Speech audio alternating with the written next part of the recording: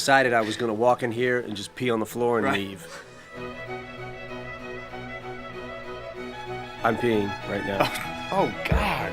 All right. Clean up, aisle one. All right, see you guys later.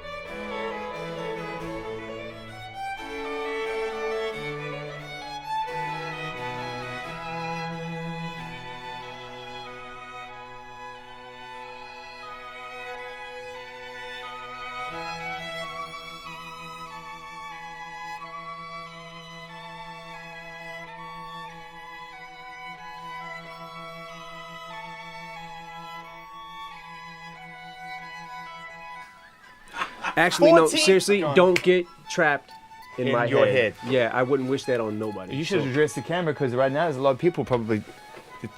Stay out of my head.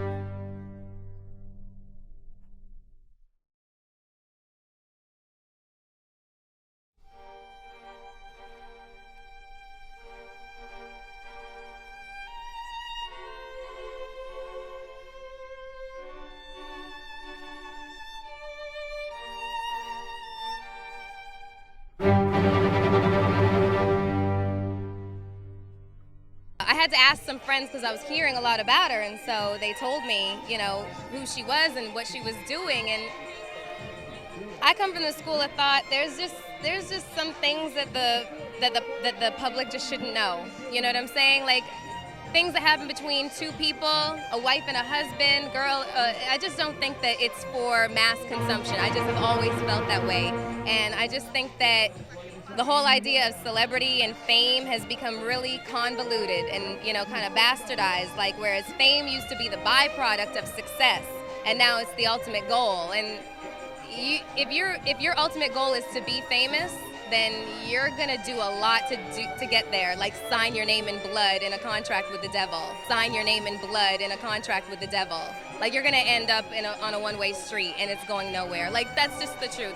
I've seen so many people like forsake their moral code and their value systems just for a little bit of fame, and it's not worth it at the end of the day. It's really not worth it.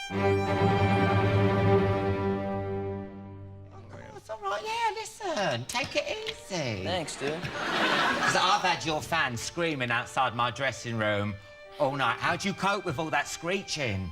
I'm pretty used to it now.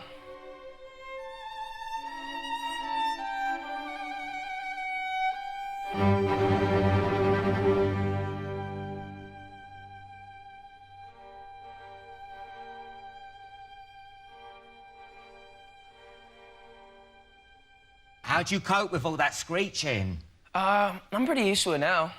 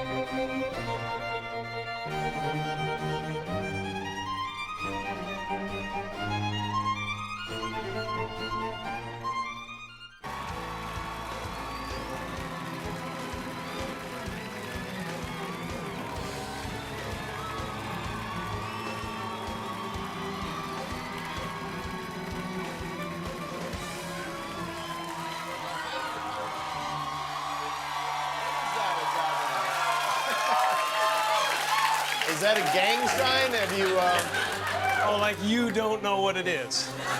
You don't know what that is. I have no idea. You don't know. Jimmy Fallon doesn't know. David Letterman doesn't know. We don't know. All the comics and show business don't know what this is. Right? Yeah. What is it? Come on, Jimmy. Seriously, the time is up. People are hip to this kind of stuff. I'm here tonight to blow the lid off it, to be the whistleblower. I'm sick and tired of the secrets and the lies. It is the secret symbol of the Illuminati, and you're a part of it, and it is the all-mocking tongue. Oh, I like it. You can use a scraping. It's the symbol of the all-mocking tongue. And I'm sick of it. I want everybody to be in on the joke, man. You know what I mean? Like, for years now, talk show hosts, people on television, people in sitcoms have been hired by the government to throw you off the track, to distract you, to make you laugh and stuff like that, make you happy and docile so you don't know what's really going on. You know, and they get out there in the woods in a circle naked and they decide these things and, you know, and you know, look at him trying to come it out. It's hilarious. And, you know, and I'm sick of, hold on a second. You know what they're trying to do? Who? This thing is buzzing. Hold on. They're trying to turn us into, you know, consumer drones of some sort. Hold on, I just got to get this. And yeah. Yeah, listen, I'm in the middle of blowing the lid off some.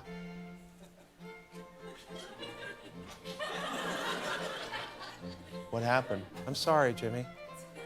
I was temporarily interrupted by my iPhone 6 Plus. 5.5. That's the big one, huh? 5.5 heads-up HD display.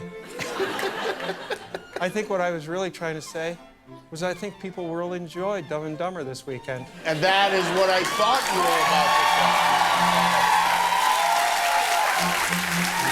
They should all go to the theater.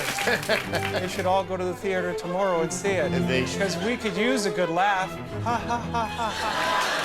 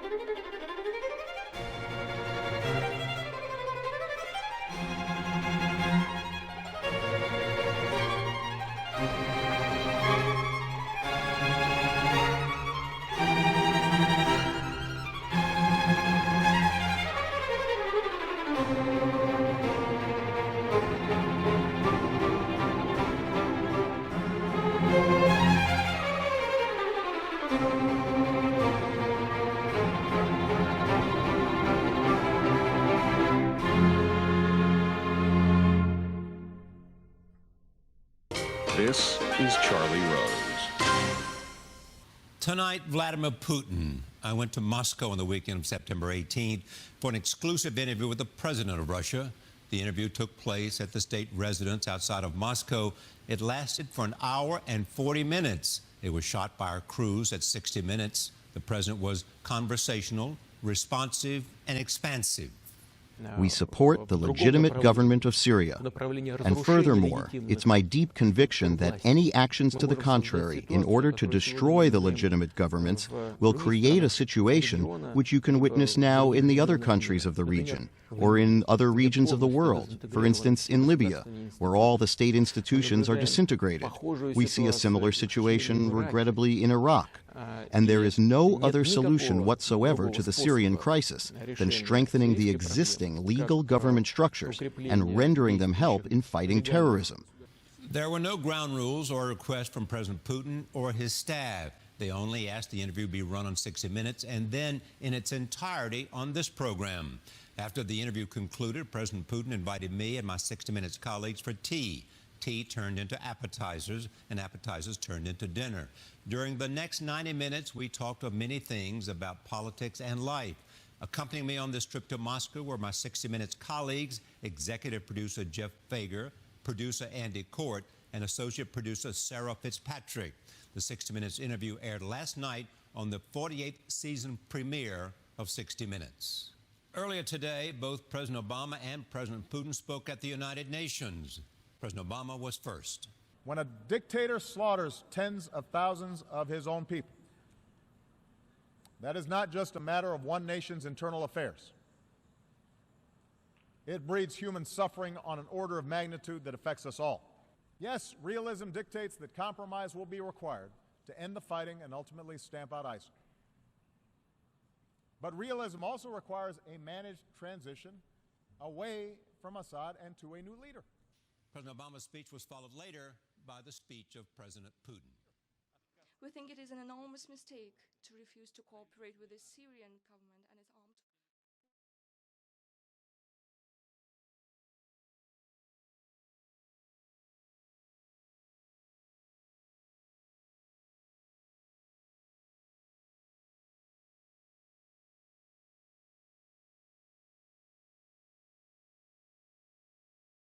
Upper and Lower Egypt. In other words, Lower Egypt as well as Ethiopia, right, as well as the route from which the Nile, the headwaters of the Nile flow, even on the 23rd of July, which is the sign of the Son of Man. So it was the reptilians, right, and we have some evidence right here. Some of y'all seen these right here, the reptilians.